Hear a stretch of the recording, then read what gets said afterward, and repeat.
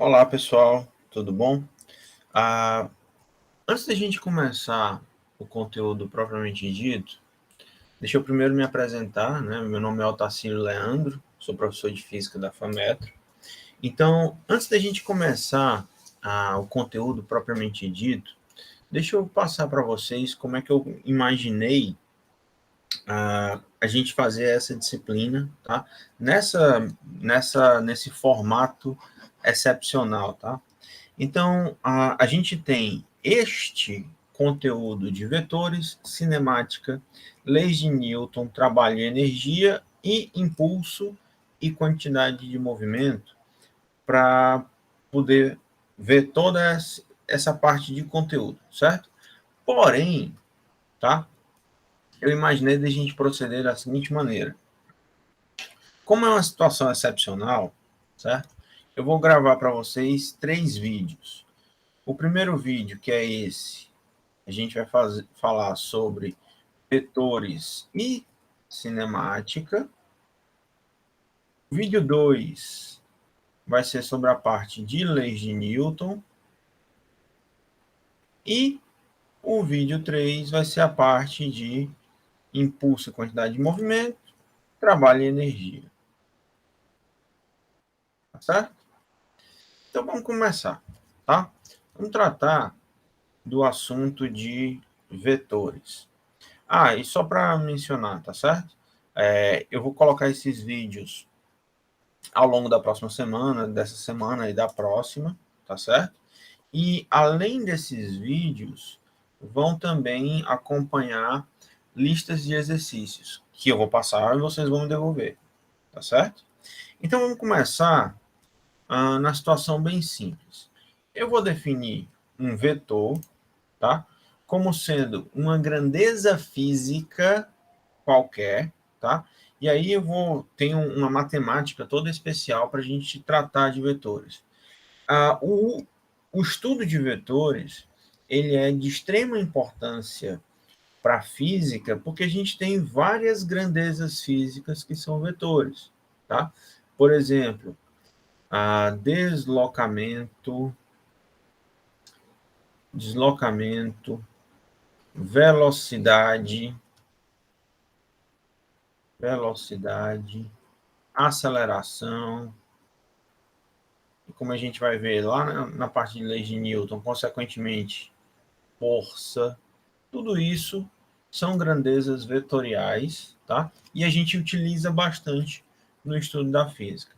Então eu vou definir um vetor como sendo uma grandeza física qualquer uma dessas aqui que a gente está estabelecendo, certo? E este vetor, ele tem 3 propriedades. Primeiro eu tenho que definir uma direção, um sentido e um módulo. Então vamos definir um vetor A qualquer, tá? E esse meu vetor A, ele vai ter que ter, lógico, essas 3 características de direção, sentido, módulo, direção e sentido. Primeiro, a gente pode definir o módulo do vetor, você pode interpretar como sendo o tamanho desse vetor. Então, eu posso dizer, por exemplo, que esse vetor A ele tem um módulo maior do que este vetor B, porque o tamanho da seta que eu estou desenhando é maior. Então, o tamanho está relacionado com o módulo, tá? Mesmo nessa situação, né, aqui o desenho aparentemente não tá correto, mas eu estou definindo que A e B têm mesma direção e mesmo sentido, porém, eu posso escrever nessa situação que o módulo do vetor A é maior do que o módulo do vetor B. Então, a gente vai relacionar o módulo do vetor, eu vou relacionar com o seu tamanho. Ok? Já a direção e o sentido estão relacionados, lógico, com a situação para onde este vetor está apontando, tá certo? Então, isso aqui dá ideia, a direção e o sentido vão me dar a ideia né, como o nome já está dizendo, de para onde esse vetor aponta.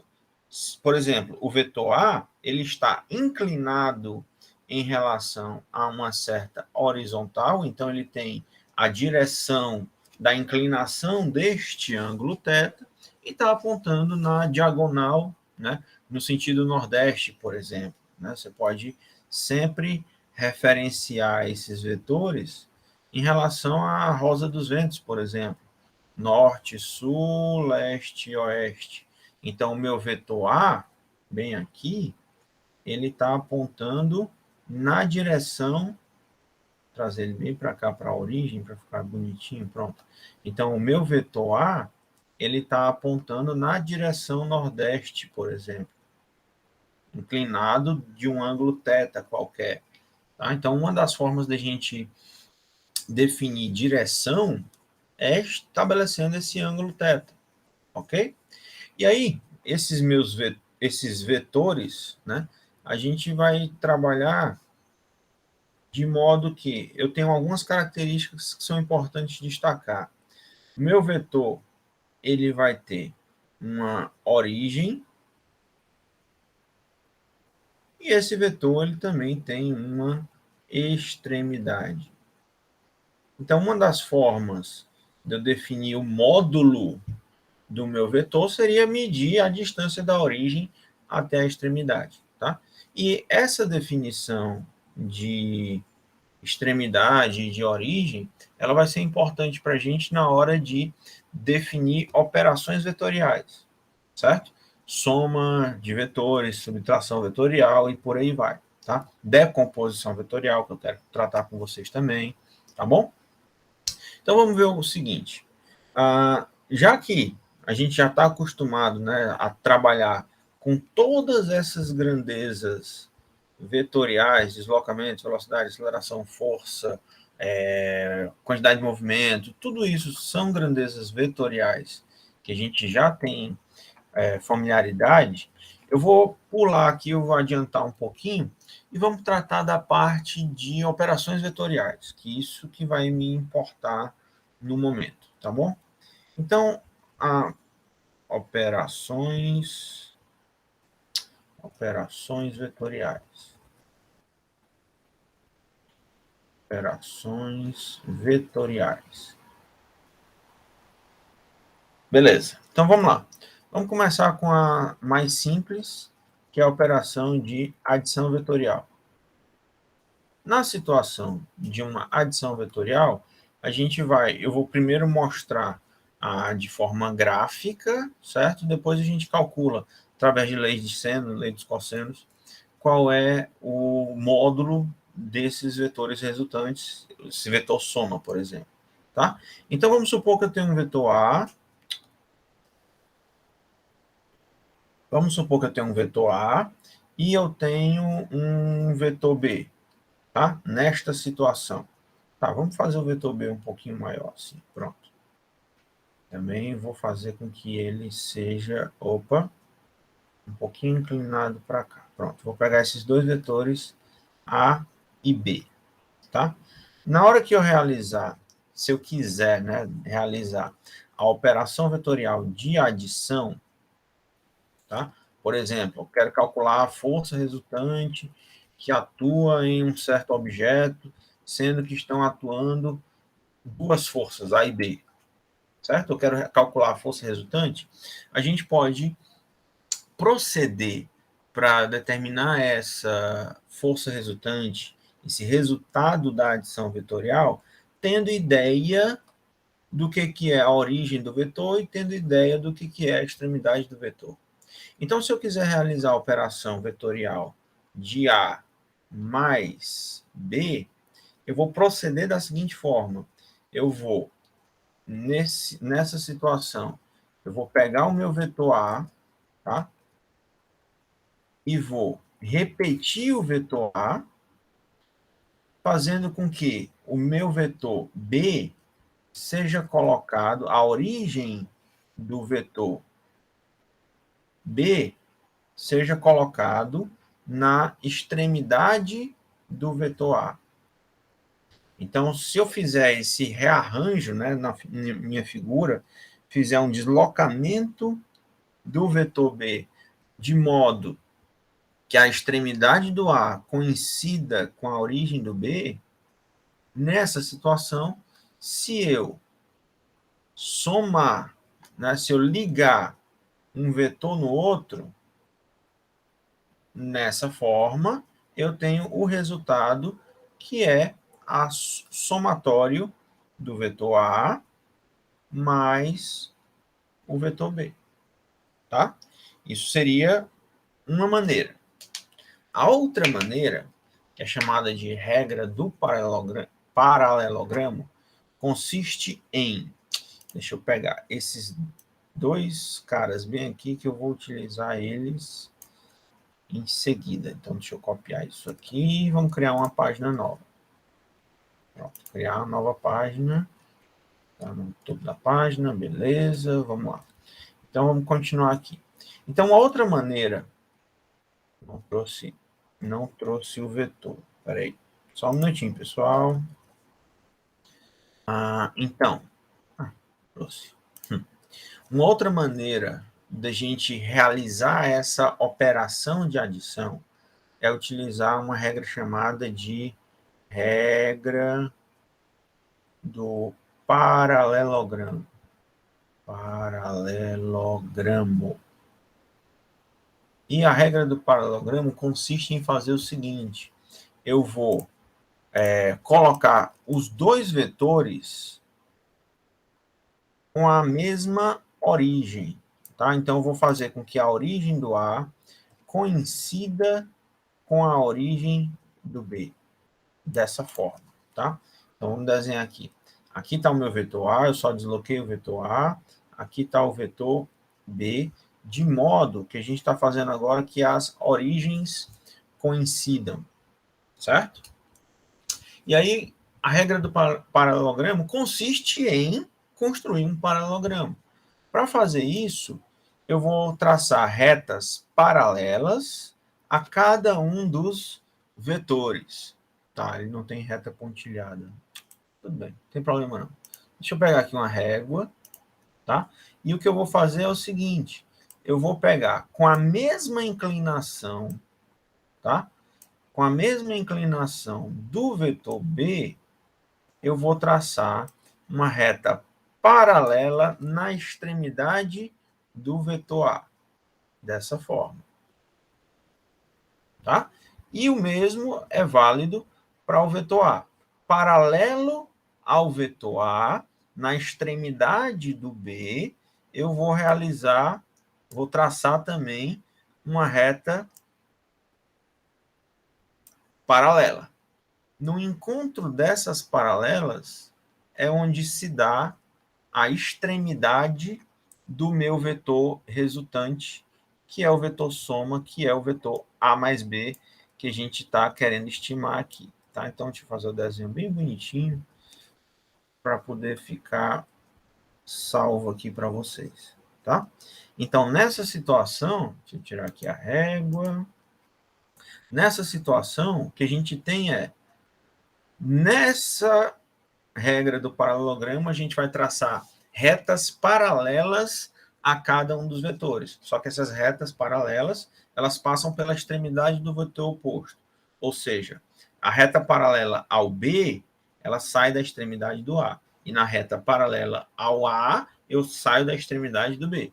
De modo que no encontro dessas paralelas é onde eu tenho o meu vetor soma A mais B.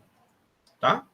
Seria equivalente, tá? Deixa eu trazer isso para cá, só para a gente poder visualizar o que seria equivalente a eu pegar, por exemplo, e colocar o meu vetor B nessa posição, ó, que seria o caso da adição que a gente fez no exemplo passado, tá?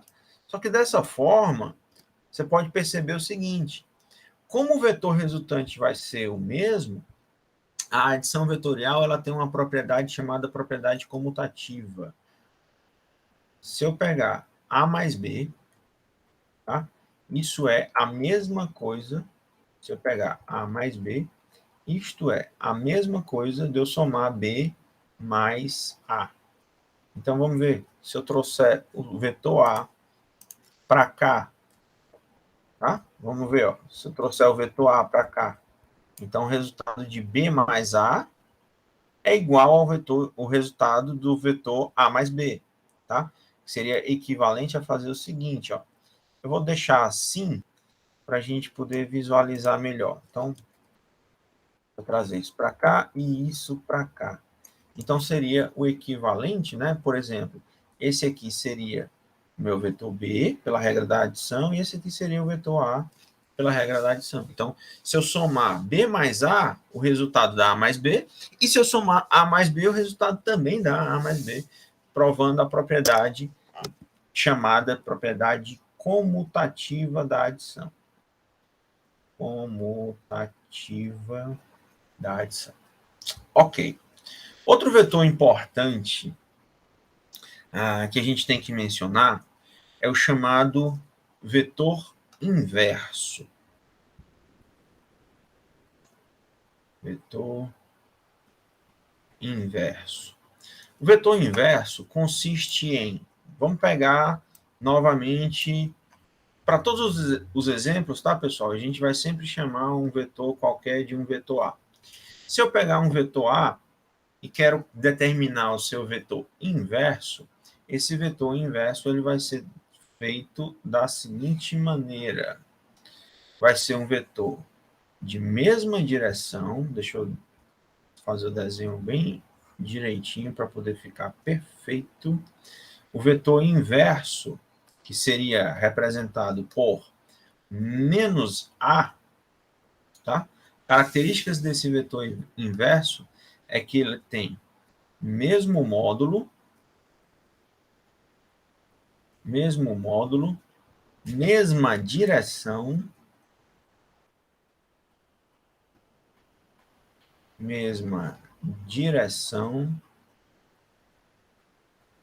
e sentido oposto.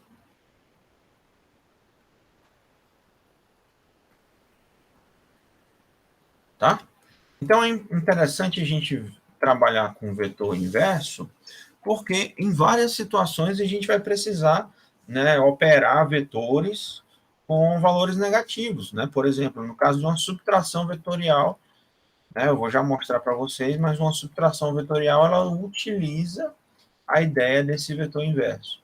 E aqui, abrindo, já que eu falei em subtração, antes disso, deixa eu comentar o seguinte. Sendo um vetor uma grandeza física, eu posso fazer várias operações com os vetores, inclusive uma que é bem interessante é multiplicação de vetores. Se eu pegar um vetor e multiplicar esse vetor por um número escalar, tá? Vamos ver o que acontece. Então, a multiplicação de um vetor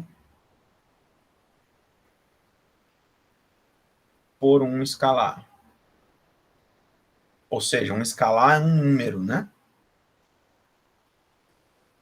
Seria a seguinte situação. Vamos novamente pegar o meu vetor A, tá? Vou trabalhar com esse cara a aula todinha, mas vamos pegar aqui... Opa, não é esse que eu quero este aqui.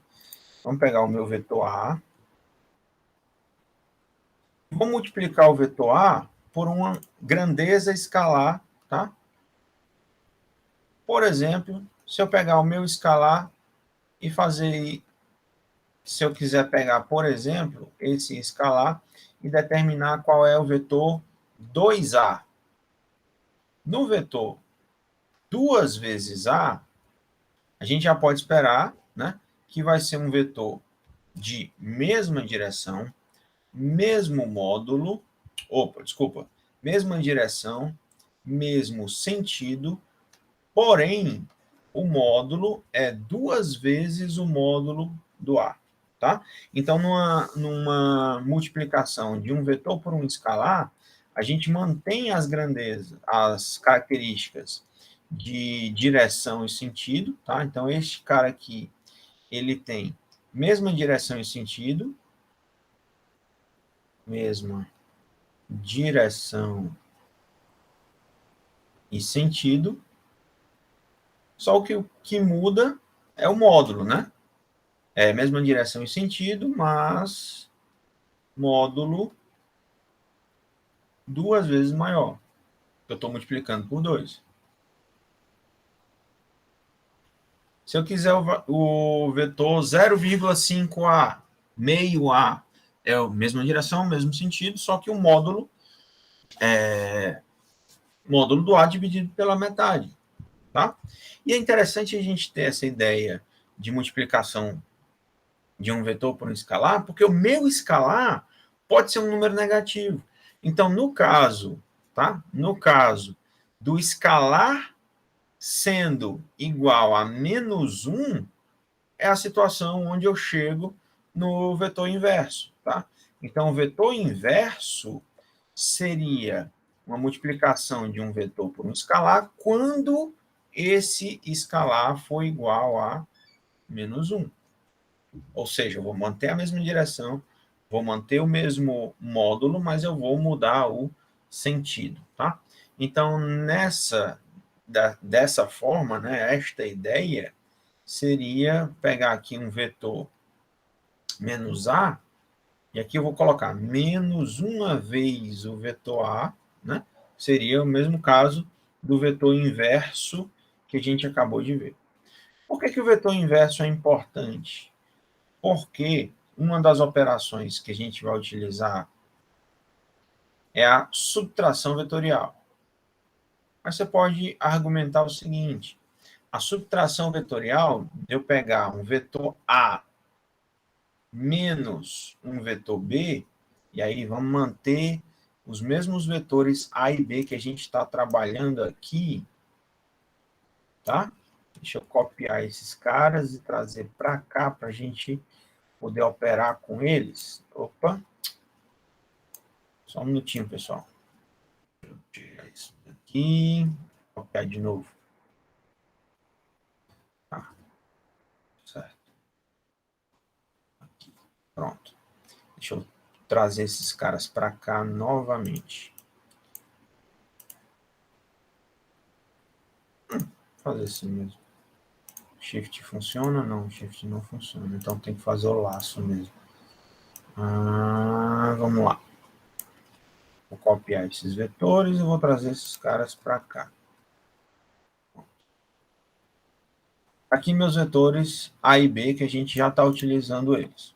Se eu quiser realizar a subtração vetorial, tá, de A menos B, do ponto de vista vetorial, a subtração vetorial é equivalente a eu realizar a soma do inverso.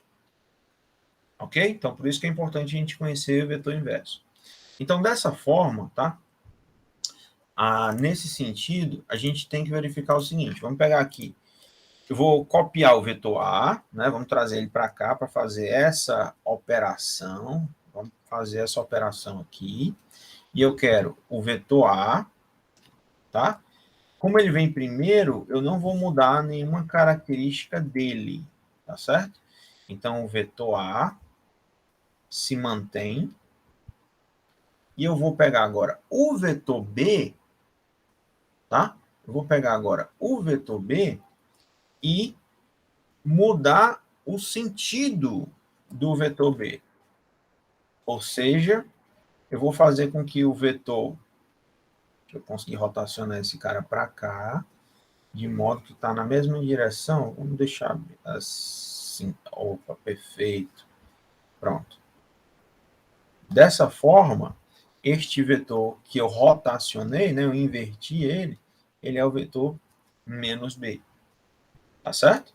Então, utilizando a mesma propriedade, né, que a gente vinha trabalhando antes, saindo da extremidade, saindo da origem do A e chegando na extremidade do B, é onde a gente tem o vetor perfeito. É onde a gente tem o vetor A menos B. Agora note o seguinte, na subtração vetorial, Essa operação, ela não é comutativa, porque note o que eu fiz. Eu repeti o primeiro vetor e inverti o segundo, tá certo? Então, aqui cabe uma observação. A menos B é diferente de B menos A. Porque o B menos A seria repetir o vetor B e inverter o vetor A. Tá certo? Vamos fazer rapidinho. Deixa eu ver se eu selecionar esse aqui. Vamos fazer o vetor B menos A. Só para a gente verificar o que está acontecendo. Aqui o vetor B, aqui o vetor A, eu vou inverter o vetor A. Né? Mesma direção, mesmo módulo, porém sentido contrário. E olha que interessante. Aqui está o vetor B, aqui está o vetor menos A. Então, o que a gente obteve? A gente obteve que... Peraí, seleciona o vetor A menos B é um vetor que está apontando para cima, enquanto o vetor B menos A é um vetor que está apontando para baixo. Então, se mudou a direção, quer dizer, se mudou o sentido, é outro vetor, tá? Então, nessa situação aqui, esses dois vetores são diferentes. Enquanto o A mais B aponta para cima, o B menos A aponta para baixo. Ok? Uma outra propriedade de vetores que a gente vai utilizar bastante, certo? É a decomposição vetorial. Deixa eu só ver aqui a página. Pronto, vou fazer com que isso fique desenhado bem direitinho desde o começo. Uma outra propriedade importante que a gente vai trabalhar bastante é a minha decomposição vetorial.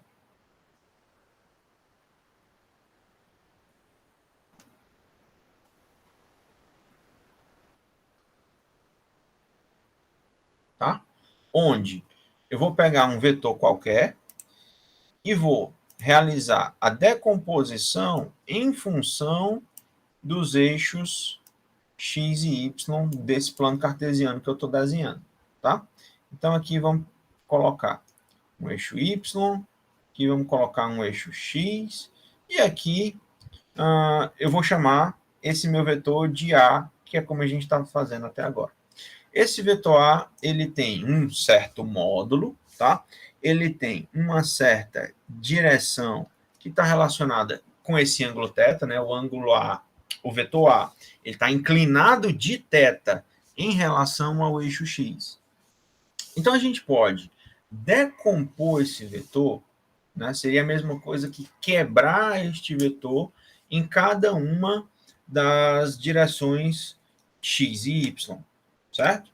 Em outras palavras, né, de modo mais elegante, a gente pode dizer que eu vou projetar o vetor em cada um dos eixos. E para realizar essa projeção, a partir da extremidade do vetor A, eu vou traçar retas paralelas aos eixos x e y. Se eu traço uma reta paralela ao eixo y, eu chego no eixo x. Se eu traço uma reta paralela ao eixo x, eu chego no eixo y, tá? E aí, essas projeções vão ser as componentes do meu vetor, tá? Então, eu vou desenhar aqui uma componente que eu vou chamar de AX, é o vetor A, a projeção do vetor A na direção de x, e tenho também uma componente na direção de y, que é a projeção do vetor A na direção y. Tranquilo, beleza. Essas componentes, elas têm a ligação com o vetor A através das relações trigonométricas do triângulo retângulo, tá? Então, este triângulo bem aqui, ele vai ser um triângulo retângulo, porque os eixos x e y também são, tá? Então, se a gente tirar as relações de seno e de cosseno de θ, a gente vai obter as relações entre o módulo do A, o módulo do vetor A, e o módulo das projeções AX e AY, tá? Então, se a gente começar, por exemplo, com o cosseno de θ, isso é igual ao cateto adjacente, que tem um módulo AX, sobre a hipotenusa, que tem um módulo A. Então, dessa forma, AX é igual a cosseno de θ. De modo semelhante, se eu tirar o seno de θ, que é o cateto oposto, que possui o módulo de AY sobre a hipotenusa, que possui o módulo de A, então, essa componente AY ela tem o valor que mede A vezes o seno de θ, tá? Só quero que vocês tenham atenção para um detalhe.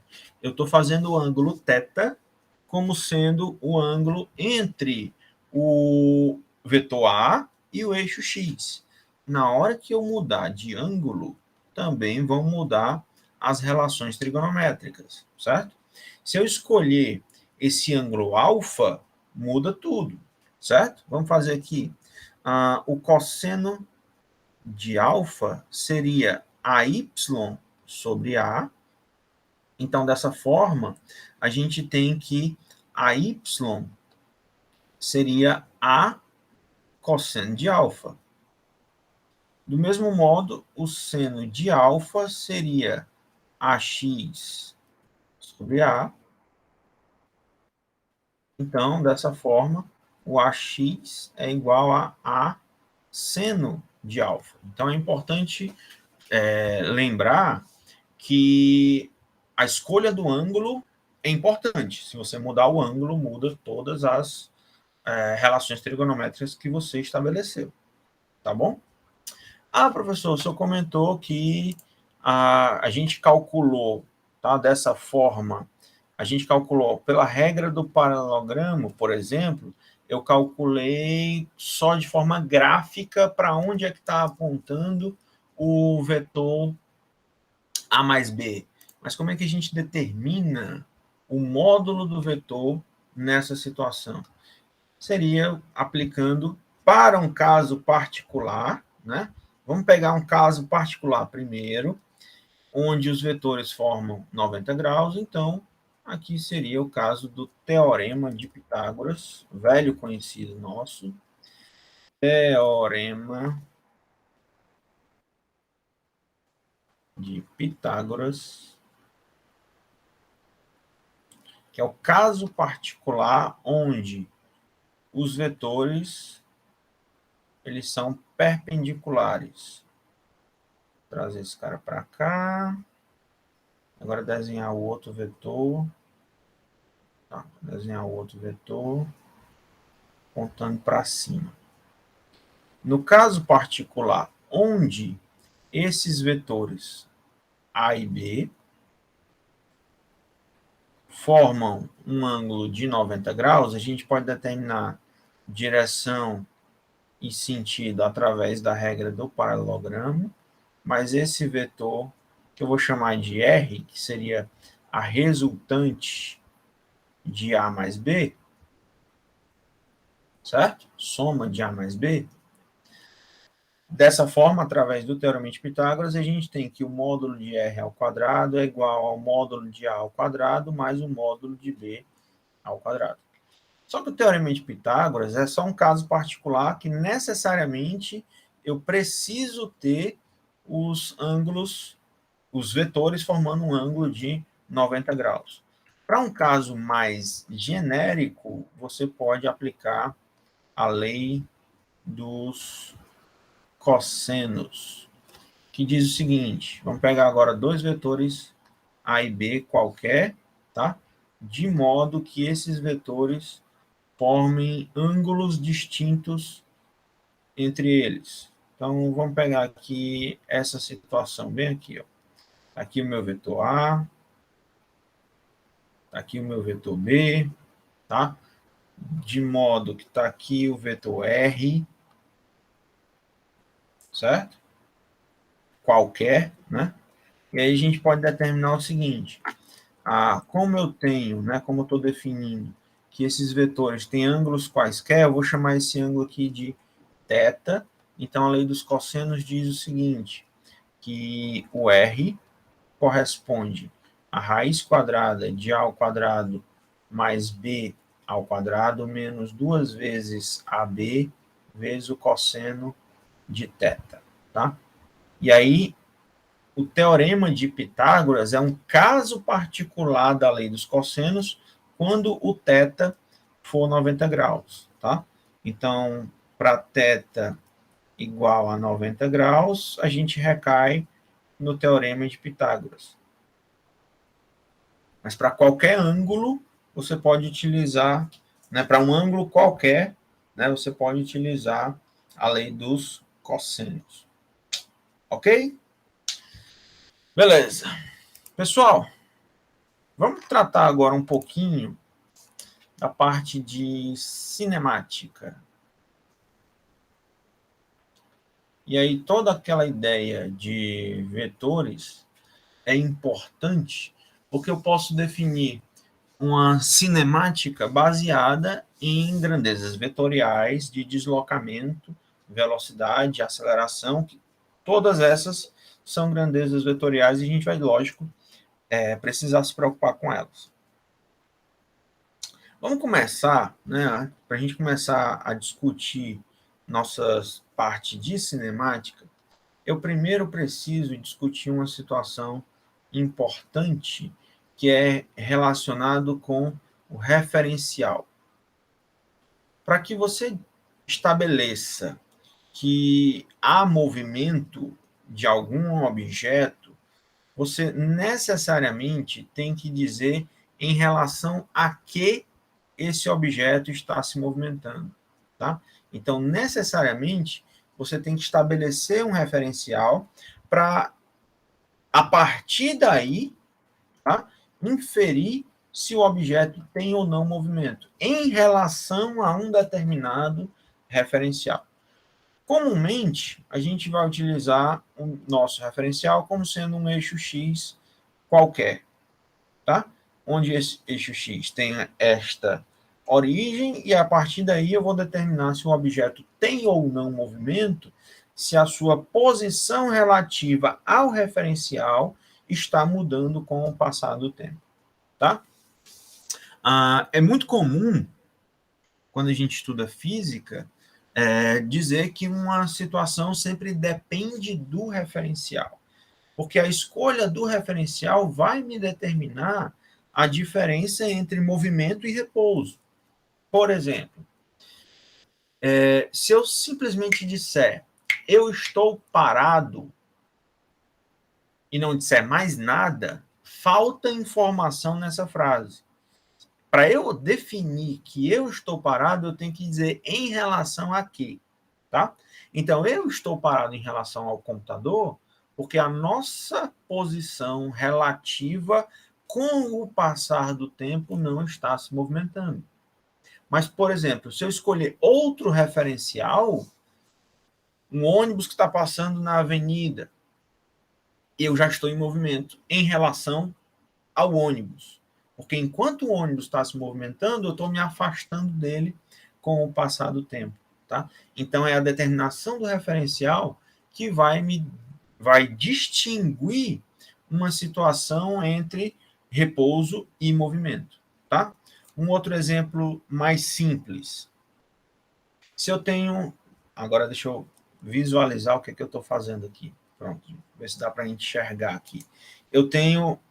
por conta da... não dá para fazer isso. Que pena. Mas vamos ver aqui. Pronto, deixa eu pegar a minha camisa, fazer a sombra com a minha camisa que dá certo. Se eu pegar dois corpos distintos, essas duas canetas, se eu começar a movimentá-las em relação a mim, tá? Eu estou segurando de tal modo que a posição entre elas vai se manter a mesma com o passar do tempo. Então, eu posso afirmar que essas duas canetas estão em movimento em relação a mim, mas elas duas se movimentando estão em repouso uma em relação à outra.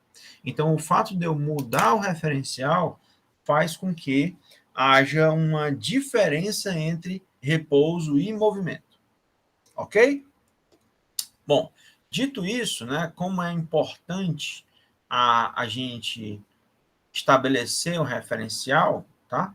Dito isso, eu tenho que estabelecer ainda duas outras grandezas: distância e deslocamento. Distância percorrida e deslocamento realizado seria a seguinte situação. Imagina que eu tenho uma trajetória qualquer, tá? Uma estrada que liga duas cidades A e B. Esse é o exemplo mais clássico que a gente tem, tá? A distância percorrida, que eu vou chamar de S, tá? Seria acompanhar a trajetória da estrada. Então, uma distância percorrida, um delta S qualquer, seria a minha trajetória ao longo da estrada, tá? Deixa eu botar aqui, apagar isso aqui. Delta S é a trajetória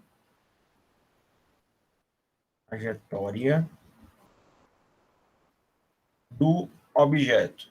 Já o deslocamento seria o vetor que tem extremidade no A tem origem no A e extremidade do B, tá? Então eu vou chamar aqui de um x qualquer, tá? Delta x com a notação vetorial, tá? Isso aqui é o vetor que mede a distância em linha reta entre o ponto de saída e o ponto de chegada. Tá certo?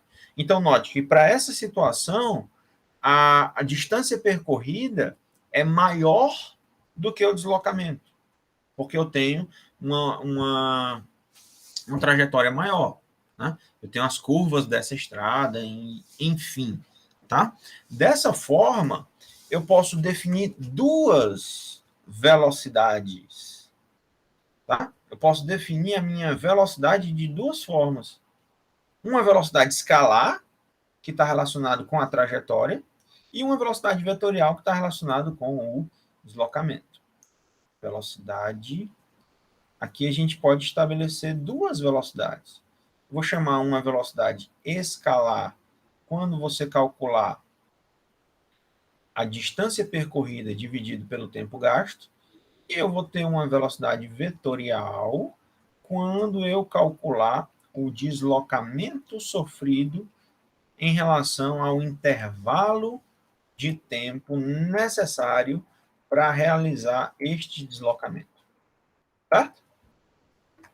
E aí, né, continuar o nosso estudo de cinemática, eu posso definir, né, como é bastante utilizado, a gente pode definir um movimento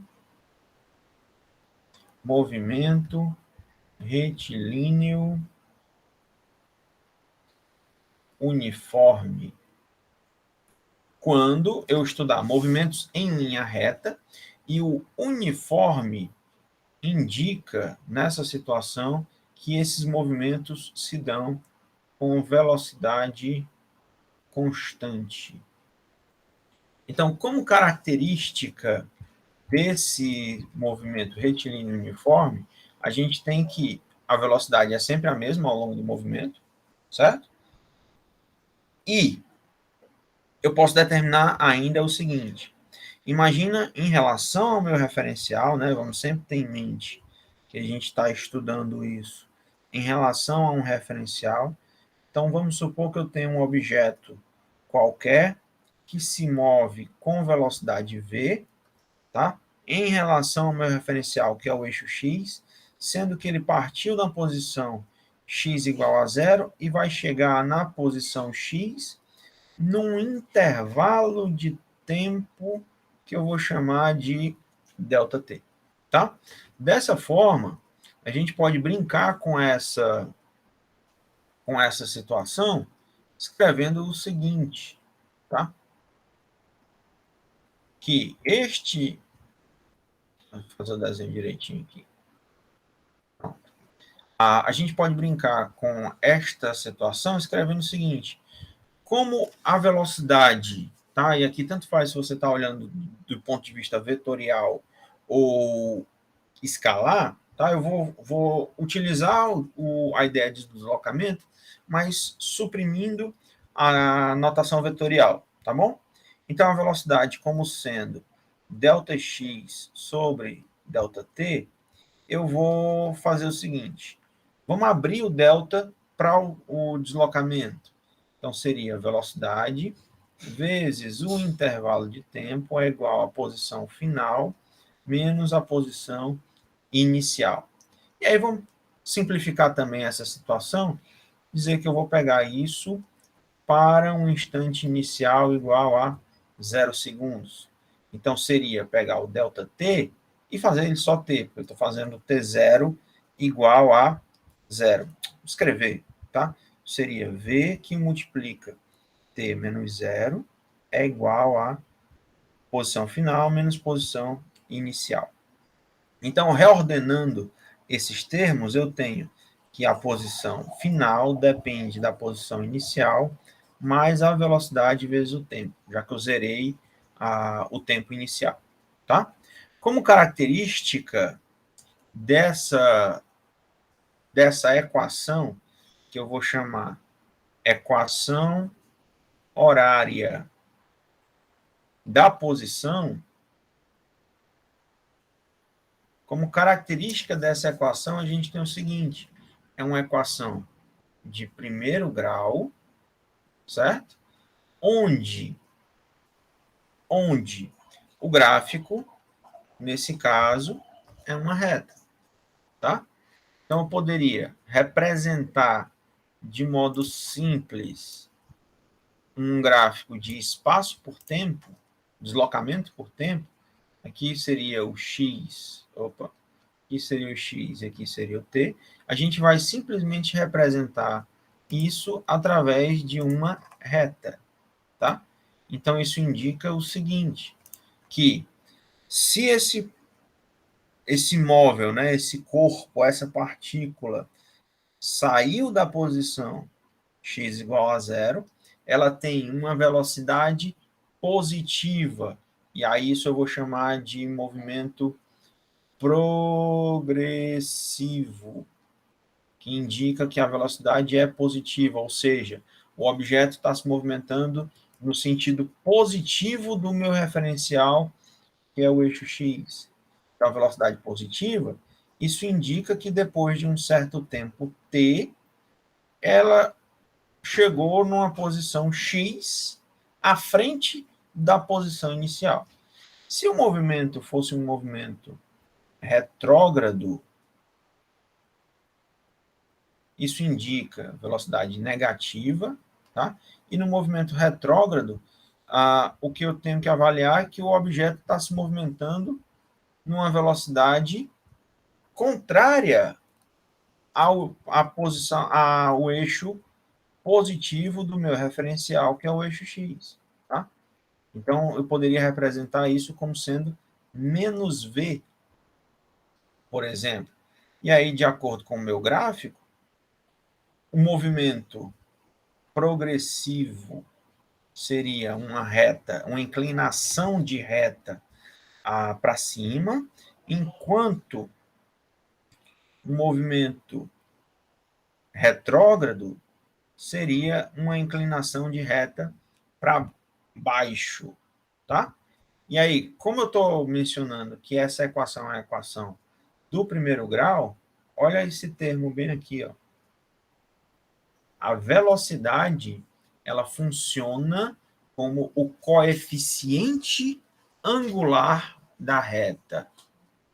Ou seja, numa equação do primeiro grau, que tem a forma y igual a ax mais b, o b é o coeficiente linear e o a é o coeficiente angular.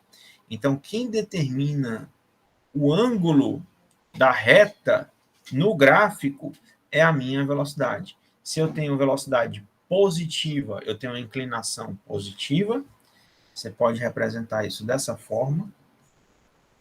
Esse θ, ele aumentou para cima, enquanto se o movimento é retrógrado, tá? Se o movimento é retrógrado, a inclinação é para baixo, certo? Eu peguei e desci este ângulo, certo? Dessa forma. Aqui um ângulo θ qualquer, aqui um ângulo θ qualquer, tá? Só para ficar bonitinho, só para ficar... Vou escrever isso aqui de vermelho, só para a gente entender que eu estou representando movimento retrógrado, seria a situação de velocidade negativa. Beleza, tranquilo. No sistema internacional, a gente mede essas velocidades como sendo metros por segundo, mas comumente a gente utiliza a unidade de quilômetro por hora, tá? O fator de transformação de uma unidade em outra é o famoso 3,6, tá? Mas eu gosto sempre de mostrar isso. Por que que é 3,6? Vamos pegar a seguinte situação. Se eu tenho 1 quilômetro dividido por 1 hora, 1 quilômetro corresponde a 1.000 metros e 1 hora tem 60 minutos, que tem 60 segundos, então é 3.600 segundos. Então, simplificando esta expressão, 1.000 sobre 3.600, isso equivale a 1 sobre 3,6 em metros por segundo. Então, de quilômetro por hora para metros por segundo, você vai dividir por 3,6 e de metros por segundo para quilômetros por hora, você vai multiplicar por 3,6. Ok? Até aqui tudo bem, tudo tranquilo, nenhuma novidade. Vamos falar agora de movimento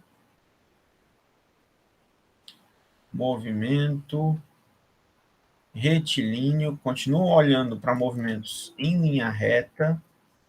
Retilíneo. E agora eu vou fazer esse movimento sendo uniformemente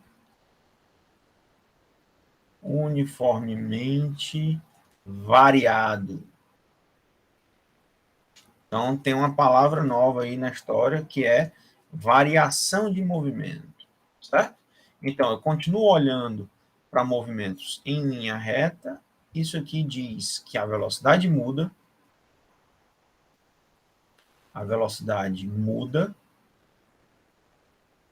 porém, de modo constante.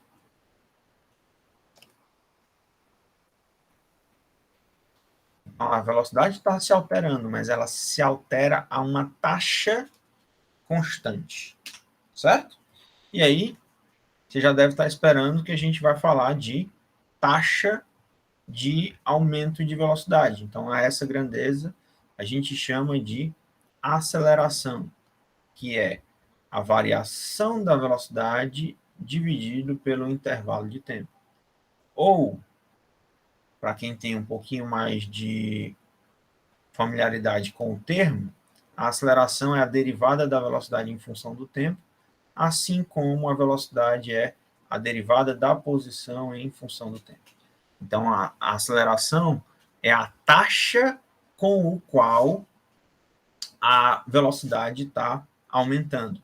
E aí, o que a gente vai fazer, né, nesse movimento uniformemente variado, é que essa taxa de aumento de velocidade é constante, ou seja, a aceleração ela é constante.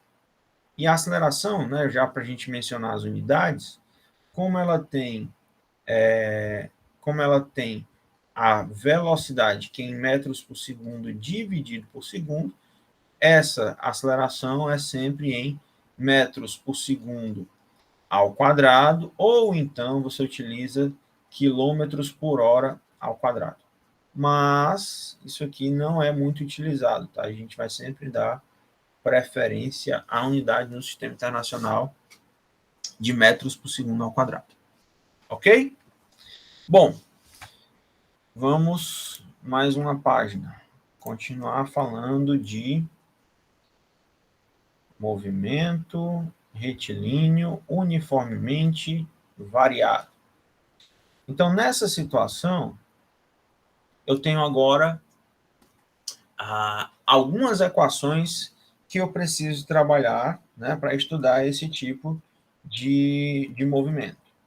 Então, a primeira equação que eu vou trazer para vocês é a taxa de variação da velocidade, a mudança de velocidade.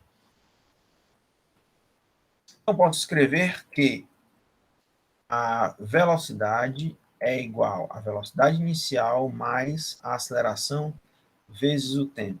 Então, novamente, sempre em relação ao meu referencial, tá? Eu tenho aqui um referencial que é esse eixo X. Vamos supor que ele tem a origem aqui em algum ponto, onde o corpo tem uma determinada velocidade inicial, e a esse corpo eu acrescento uma aceleração.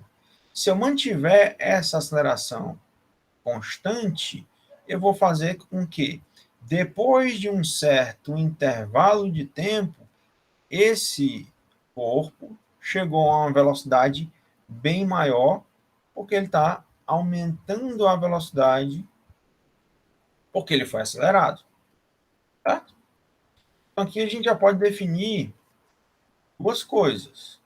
Primeiro, se eu tenho um corpo, para que eu tenha um corpo acelerado,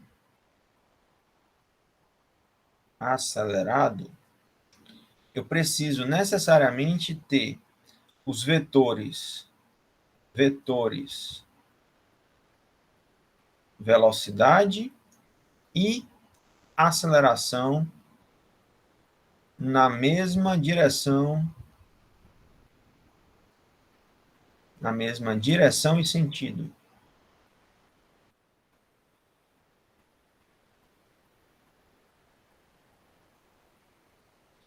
E o contrário, vamos lá, vamos repetir o meu referencial, repetir a mesma figura, tá? Aqui eu tenho meu eixo X, que tem uma origem num ponto qualquer, e aí eu vou fazer o seguinte. Vamos supor que eu tenha um corpo que tem uma certa velocidade inicial, e a esse corpo eu vou colocar uma aceleração no sentido contrário, tá? Então, nessa situação, como você pode esperar, a gente vai desacelerar o corpo, ou seja, vai diminuir a sua velocidade, porque eu estou colocando uma aceleração contrária ao movimento. Então, esse aqui seria a situação de um movimento desacelerado. Porque eu tenho velocidade e aceleração na mesma direção em sentidos contrários. Na mesma direção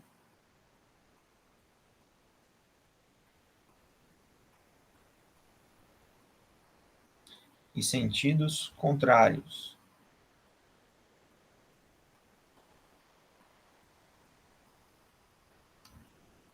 Tá? Bom, vamos voltar aqui para a equação. Essa equação está relacionando velocidades, aceleração em tempo, então eu vou chamar essa equação de equação horária da velocidade. Note aqui o seguinte, ela também é uma equação do primeiro grau, a gente já viu que uma equação do primeiro grau vai me dar um gráfico que é uma reta, então eu posso graficar a aceleração, quer dizer, posso graficar a velocidade em função do tempo, tá? Então, num gráfico de velocidade em função do tempo, a gente teria retas apontando para cima, se o movimento for acelerado, e uma reta, por exemplo, apontando, uma reta apontando, quer dizer, não vou selecionar, tenho que pegar aqui, só um minutinho. Então, eu tenho uma reta apontando para baixo, se o movimento for desacelerado, tá? Então, esse caso é um caso de um movimento acelerado, enquanto este caso é um movimento desacelerado. Note o seguinte, agora a aceleração é o meu coeficiente angular da reta, tá? Então, se o movimento ele é desacelerado, se a aceleração é negativa, essa angulação é negativa, certo? Se o movimento é acelerado, essa angulação da reta, ela é positiva, certo? Então, o coeficiente angular da reta, nesta situação aqui, vai ser a minha aceleração. Uma outra equação que a gente vai utilizar é a equação horária da posição. Posição final depende da posição inicial mais a velocidade. Deixa eu fazer direitinho. Posição final depende da posição inicial mais a velocidade inicial vezes o tempo mais a metade da aceleração vezes o tempo elevado ao quadrado. Aqui já temos uma equação do segundo grau, cujo gráfico é uma parábola, tá? Então, neste caso, o que a gente obtém é o seguinte, num gráfico agora de posição, né, que eu estou olhando para a equação da posição em função do tempo, o gráfico vai ser uma parábola. Ah, é só para mencionar, tá? Só para mencionar. Essa aqui eu vou chamar de equação horária da posição. E aí é uma equação do segundo grau. O gráfico é uma parábola. Tá?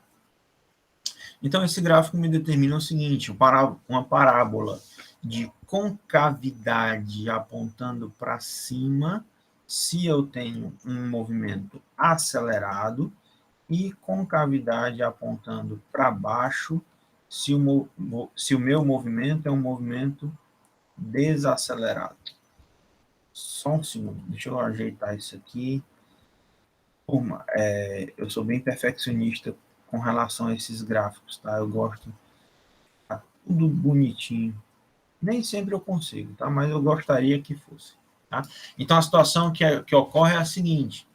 Como a equação é uma equação de segundo grau, determina que a partir de uma determinada posição inicial, depois de um tempo t qualquer, eu vou estar uma posição x.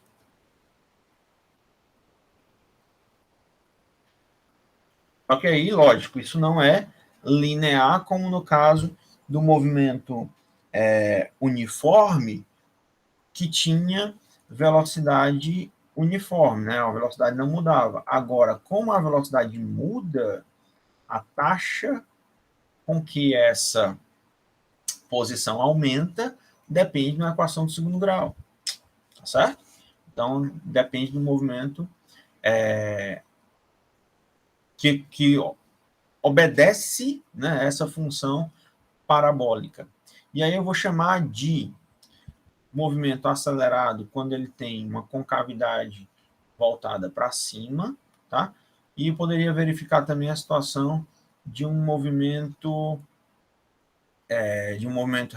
desacelerado que teria concavidade apontando para baixo. Peraí, aqui a concavidade apontando para baixo seria esta situação aqui, por exemplo. Tá certo? Então, aqui seria um movimento desacelerado, por exemplo, tá? concavidade apontando para baixo.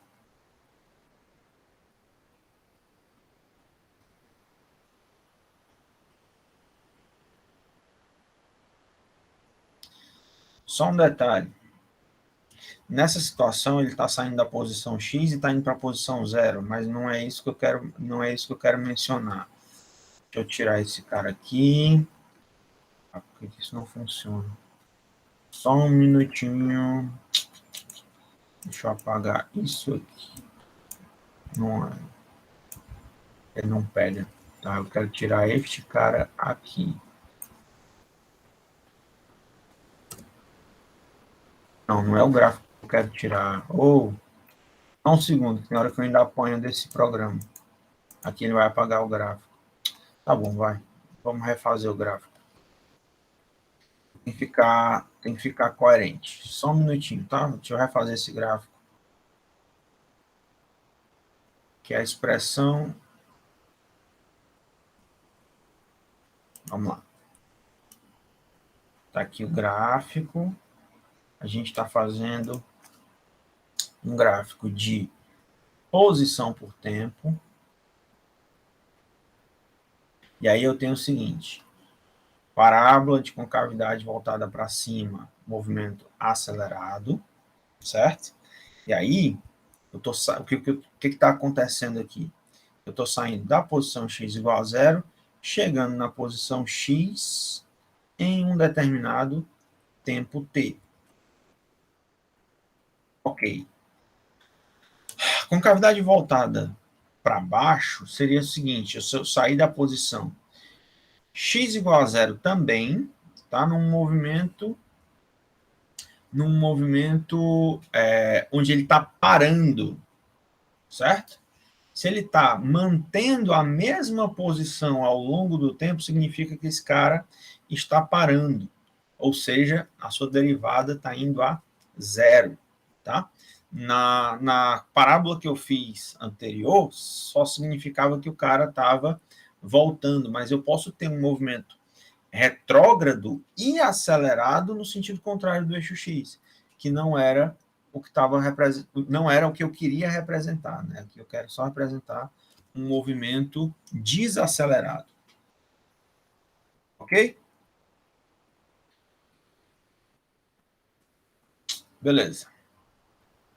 Por fim, tem mais uma equação que é muito útil para a gente, é chamada equação de Torricelli, ou então Torricelli, tanto faz.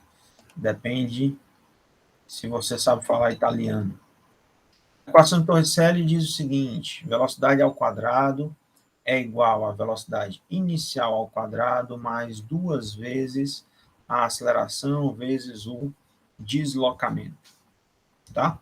Então, com essas três equações, a equação da velocidade, a equação da posição e a equação de Torricelli, você resolve qualquer tipo de problema relacionado ao movimento retilíneo. Por exemplo, vamos só dar um exemplo aqui para a gente finalizar rapidinho a nossa aula. Exemplo. Se eu fizer um lançamento vertical seguido de queda livre, vamos lá, vamos pegar aqui um eixo Y bem maior do que o eixo X, porque eu quero fazer o seguinte: eu quero realizar um lançamento vertical em relação ao eixo Y, seguido de uma queda livre. Então, eu vou pegar uma partícula qualquer, vou lançar esta partícula com velocidade para cima, positiva. Na subida, esse movimento ele vai ser desacelerado por conta da aceleração da gravidade, que vale 9,81 metros por segundo ao quadrado, mas que em várias situações a gente arredonda isso para 10, né? Só por simplificação. Então, eu vou realizar esse lançamento vertical para cima, o que vai acontecer? Eu tenho o vetor velocidade apontando para cima, aceleração da gravidade apontando para baixo. Então, a primeira situação é que esse cara é desacelerado na subida, né? Ele vai subir diminuindo a sua velocidade até um ponto onde ele vai, se a velocidade vai diminuindo, essa velocidade vai diminuir até o ponto onde ela vai chegar igual a zero. Na hora que essa velocidade for igual a zero, isso me determina que eu cheguei na altura máxima desse lançamento, tá?